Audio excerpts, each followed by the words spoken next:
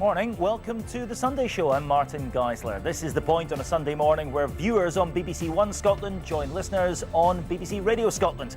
Coming up in the next half hour, the final push for votes and the last of our leader interviews. The SNP's Nicola Sturgeon's here in the studio ahead of Thursday's Holyrood election. Does she have the answers on referendums, her record and everything else? And the world of sport is boycotting social media this weekend over racist abuse. But is it going to work? We're going to speak to Livingston captain Marvin Bartley. I'm here for the next half hour, and then Fiona Stalker carries on the conversation on the radio. Morning, Fiona, what have you got for us? Hey, Martin, as you were saying, just days to go till Scotland goes to the polls once again. We'll have some expert analysis of the trends and developments of the campaign. And I'm speaking to a mum of two about her battles with long COVID, which turned her life upside down. Packed programme, Martin. I'll see you here soon. Thanks, you will indeed, Fiona. It is a packed programme, so let's get started.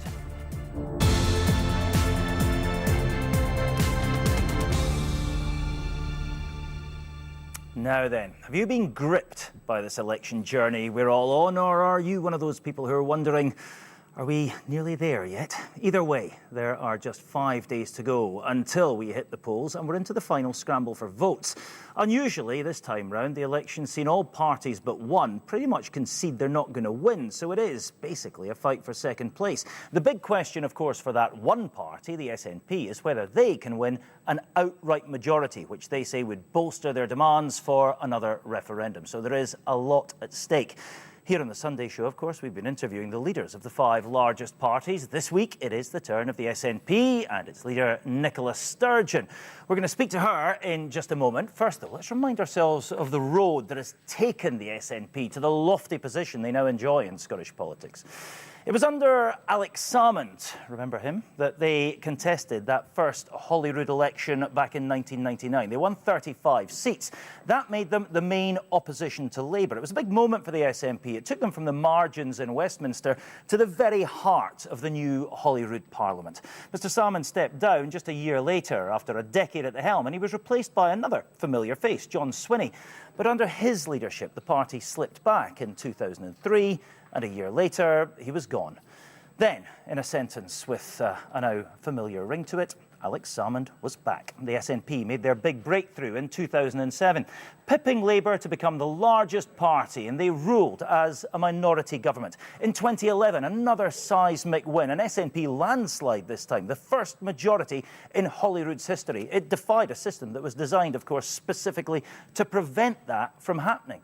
Mr Salmond fell on his sword, you'll remember, after the 2014 independence referendum, and his deputy, Nicola Sturgeon, took over. She led the party to another win in 2016. But this time, they were just short of an overall majority. And that takes us up to today and Thursday's vote. And I'm pleased to say that Nicola Sturgeon is here with us now. Good morning to you. There we go. That's the potted history. It's good to see you here. It's particularly good to have you in the studio because it feels like progress. First time in more than a year I've been in here, which tells its own story. Exactly. It does feel like progress is being made, doesn't it? Progress has certainly been made, and what I'm asking people on Thursday to do is give me the ability to get back to work and keep taking the decisions that will steer us through this crisis as safely as possible and into recovery. Yeah, looking at the Sunday papers spread out in front of us, all sorts of polls, as you'd expect, the Sunday before an election. They all tell slightly different stories, but the theme that they can all kind of coalesce around is that this thing is on a knife edge in terms of your overall majority. How big a moment is this, and how big a moment would it be if you got that overall majority? In every election, a politician like me will tell you it's the most important election ever, but it's probably true this time because of the seriousness of the times that we're living through. The country needs a serious First Minister with a serious plan for government, and it's only the SNP that has put that forward in this election. First of all, we need a First Minister that's back at work, taking the decisions that decide whether we're reaching the milestones to come out of lockdown, then implementing the policies that are about recovering our economy, our National Health Service, our society more generally, and making sure that we're not just slipping back to the way things were pre-pandemic, but trying to resolve the big issues that the COVID pandemic really has shone a light on. OK, let's look at some of those policies then. Over recent weeks on here, we've been asking all the leaders about their manifestos. I've been skimming through yours again, refreshing my memory over the last few hours. There's a lot of money sloshing around in there. £1 billion on closing the attainment gap, £2.5 billion on the NHS, 1.6 on decarbonising people's homes, 3.5 on affordable housing, free bikes, free meals, free laptops, free dentistry, free money with a minimum income guarantee scheme on the cards. That's not free money, incidentally. Well, minimum income guarantee. Minimum income guarantees where you independently assess people's the income people need to live on, and then use our powers to try to top that up, whether that's through social security, a bit more or money for a lot childcare. of people. But I think the BBC should be accurate. It's not free money. A lot of money sloshing around. Let's agree on that. But a freeze on income tax. The Institute for Fiscal Studies reckons this is all too good to be true. Quite simply, well, I've never. Firstly, we should always take seriously what the IFS says. But I've never fought an election when organisations like the IFS haven't said that the commitments that are being made can't be paid for. The SNP and government has balanced the books every single year and have paid for the commitments. But let me specifically address the costing of our manifesto. We have costed that within what's called the Scottish Government's medium-term financial strategy. It was published in January. All parties have had that to base their manifestos on. And it basically takes the independent forecasts of the Scottish Fiscal Commission. The OBR looks at the growth in, the assumed growth in the block grant and says, gives a high scenario, a central scenario, and a low scenario. We've costed our manifesto about £500 million below the central scenario, which is the most realistic one. So it's realistic, it's responsible, but rightly, it is about investment for recovery, investment in our National Health Service, investment in our economy, investment in the transition to a net zero future. See, here's the thing. The SNP has got a history of making promises and not necessarily coming good on them. I would challenge. All right, let me counter that challenge. Just the other day, you laid out your plan for the first 100 days. Right at the top, 3 centres to diagnose cancer. That reminded me of a promise that was made in the run-up to the last election. In fact, you promised 6 centres to diagnose cancer back then. Only 2 of them have materialised 5 years on. You promised 5 new surgery suites. None of them are open. 2 of them are under review now. Actually, one of the Golden Jubilee has been expanded in terms of one of these elective centres. The rest are in train and will all be up and running over the next period. That's a key part of redesigning how we deliver healthcare. Projects that you promised in the run-up to the last and these projects are being on stream. Delivered. They take the cancer 5 years later. You have to build these things. They are on stream. They are underway, and they will be delivered. We had a period over the last year where construction wasn't able to operate because of the COVID pandemic. There's all sorts of things that have been delayed because of that, but our commitments are on. You take the fast-track cancer diagnosis centres, 3 of them will be open by the end of this month, the end of May, as a down payment on the one that we intend to have in every health board area over the term of the Parliament. On health investment, at the last election I promised £500 million extra in the health service. In real terms, we've delivered £1.8 billion over the life of the Parliament. 2011, another promise. We're going to scrap the unfair council tax. What happened to that? We haven't had a consensus. We've had a consensus that the council tax is unfair. We've not had a consensus in Parliament about how to replace the council tax. 14 years later, what we've done, we reformed the council tax, so those at the top end of the banding system pay a bit more and those at the bottom end pay a bit less. We did the same with income tax. We've reformed the IFS. You quoted the IFS at me. I think think tanks like the IFS recognise that both in taxation and in our approach to social security, the SNP government's approach is more progressive than anything we see elsewhere in the UK. So I don't claim, Martin, and I will never claim, it's not the kind of politician I am, that we are perfect or our record is unflawed or that there's not more we have to do. But I'm the only candidate for First Minister that is not just talking about recovery in this election, but it has put forward a serious plan to bring about that recovery. The others, as you rightly say, are vying for second place. And that's the choice people have to make. Yeah. Do you want a serious government or do you want game playing? You promised education was your defining mission. Your neck was on the line. A very robust quote that you may or may not now regret because I don't regret it. I don't regret it at all. I don't regret being ambitious for our education system. We promised in our manifesto. Well, have you failed in your challenge? We've not yet done as much as I want us to do. But is that a failure? Look, we haven't yet done enough. You can try to put words in my mouth as much as you want. I'm going to use my own words in my own language. But if you take our manifesto in 2016, we said we wanted to make progress in closing the attainment gap. We have done that. Not enough progress. The job is not done. But if you look at National 5's Level 5, we've reduced the attainment gap by a third. At Level 6, which is higher, we've reduced the attainment gap by a fifth. We've almost doubled the provision of early years education, key in reducing the attainment gap, and record numbers of young people from deprived communities in our country right now go to university. It's nowhere near where you wanted it to be when you made that commitment. It's not yet where I want it to be, but you started off this interview by saying you're going to spend £1 billion on closing the attainment gap. Yes, we are. We spent £750 million in the last Parliament. And that has hasn't got you all that far. Well, actually, I've just set out where it has got us, but we've got record numbers of kids from deprived communities going to university, which was one of the key things I committed to making progress on at the last election. And what we're doing in this manifesto, building on what we did in the last Parliament, is also tackling the driver of the attainment gap, which is child poverty. We established the Scottish Child Payment in the last Parliament. We're committed to doubling that in this Parliament. So are we child perfect, poverty? Martin? We're still struggling on child poverty desperately in this country. Child poverty, 24% of kids live in poverty, unacceptable and not good enough. That's the lowest level of all the 4 countries in the UK. It doesn't make it good enough. But unlike the Tory government in England or the Labour government in Wales, we're doing something about it. We established you could wipe it out by doing more than doubling the payment, couldn't you? And you would sit here and say, how are you going to afford that, as you started the interview I with? would, but it's a question of priorities, right? Well, yes, and we have said we're going to double the payment. That's been described by child poverty campaigners, not shy, rightly, at criticising government,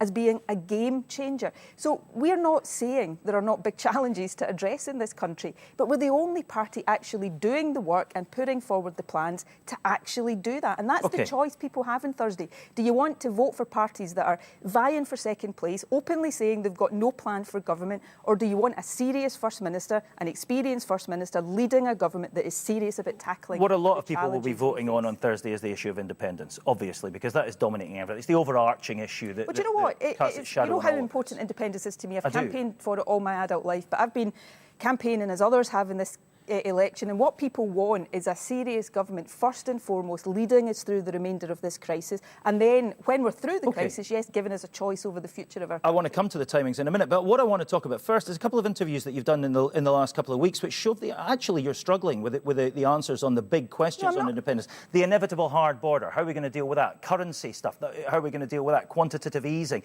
There are only kind of sketchy plans for the big economic analysis and the big practical challenges, aren't there? Commentators and opposition politicians can't have it both ways. They can't say I should have spent the last year focusing on COVID, which I've done, and then say you should have spent the last year developing the plans for independence. Thursday is not an independence referendum. It's not asking people to vote yes or no. When we ask people to make that choice, just as we did in 2014, we will put forward a detailed perspective. Will you, though? Will you? Will you have done a deal, right, to get us out of the UK? Will you have done a deal to get us into the EU? Will you have the answers on the border, Martin, and exactly how that... Because if you don't have all that, this is just going to be the chaos of Brexit. Hold on a wee second. I mean, let's not allow Project Fear Mark II, even before we're in a referendum campaign, to start dominating the agenda. I thought, to say, give us accurate answers on how welfare will be paid. What's going to happen to border checks? That's what got us in this problem. We're delivering the most progressive social security system in the whole of the UK already, with partial powers. Take the issue of the European Union. You know, the last referendum campaign, there was not a day went by when no campaigner said, if you vote yes, Scotland will be thrown out of the European Union. You know, fast forward a few years, and we have been taken out of the European Union against our will. But these are precisely the arguments you used in the run-up to Brexit, and now you're calling these arguments Project Fear. What I'm saying is, does anybody looking at this credibly, listening to voices who are not going to interfere in a Scottish decision, but voices across Europe, does anybody doubt seriously, and is anybody going to try to suggest to the Scottish people, after the experience of Brexit, that an independent Scotland somehow wouldn't be welcomed back into the European Union? It's not a credible argument, and people's experience we don't know of the criteria necessarily and how and when we do know the that. criteria, because we know the rules and regulations of European Union. We're miles off membership. 23 to 25% deficit. Well, you know that 3% deficit is not a requirement for joining the European Union, so don't put to me things that are not even factually. I suspect a 25% deficit would have a fairly dim view to it. Look, the UK right now has a deficit of more than £300 billion. It has a debt of more than about 16%. That has a debt of more than £2 trillion. One of the certainties over the next few years for the UK, for all countries, because of COVID, is there are big fiscal challenges to address. Scotland is no different there. And of course, our fiscal position right now is not a reflection of independence. It's a reflection of being governed by Westminster. The choice for people is, who do you want taking the decisions that steer us through these things? A Westminster government led by somebody like Boris Johnson, who's likely to impose more years of Tory austerity, or a Scottish government elected by the people of Scotland with the right values to guide us through with tackling poverty and inequality, support for public services and a sustainable economy at heart. That's the choice. When do you want to do this? Because I've spoken to a number of your frontbench colleagues who have all said, when it's safe, COVID-wise, but we'll go right ahead with this when we're still recovering from the economic shock that's going to follow. In the middle of the economic shock, we'll have another effort. Look, recovery is not separate to who takes the decisions and where power lies. If we don't decide to take the longer-term recovery into our own hands, the real risk, just as was the case after the financial crash, is we'll get another decade of Tory austerity. Now, I have tried to my best to steer this country through a COVID pandemic for a year. I will do that. Every waking moment of mine will be focused on that for as long as it takes. But when we get over the crisis, it actually matters to our long-term recovery. Is not a neutral concept. What kind of country do we want to recover to, and who do we want to be in the driving seat of that? Once we're through that, say we're in a position where we meet all of your COVID criteria for safety to hold a referendum. Say that happens in January 2023. Just say, let's pick a month on the calendar.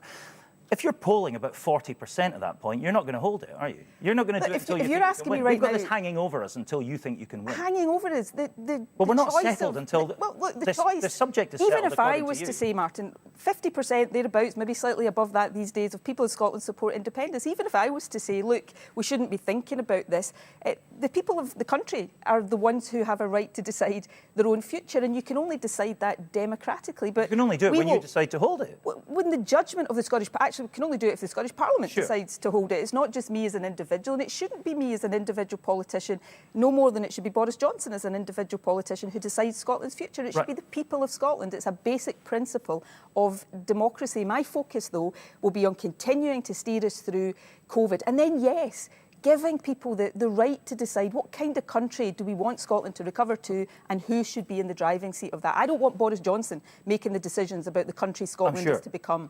Let me ask you about the makeup of the Scottish Parliament that will make that decision. That's up to the voters. Well, of course it's up to the voters, but so you've been asked whether you would work with Alex Salmond. You'd be very clear on that. You won't work with him. I don't quite understand what that means. Let me ask you a more precise question. I don't know what it means either. Hypothetically, I don't know what the question means. Exactly. So let me ask you a more precise question. It's a hypothesis, right? But if on Thursday the voters give you and the Greens combined a number of seats that is too short of an overall majority, and Alex Salmond has 3, you would use Alba Party seats to create a do you know what? Wouldn't you? I'll do a deal with you. I'll come back here next Sunday, and if that is the outcome of the election, you can ask me how I'm going to deal with it. But there is not. You point me to a single poll that shows that is a likely outcome of this election, that combination is a likely outcome. There hasn't been. Exactly. So you're asking me.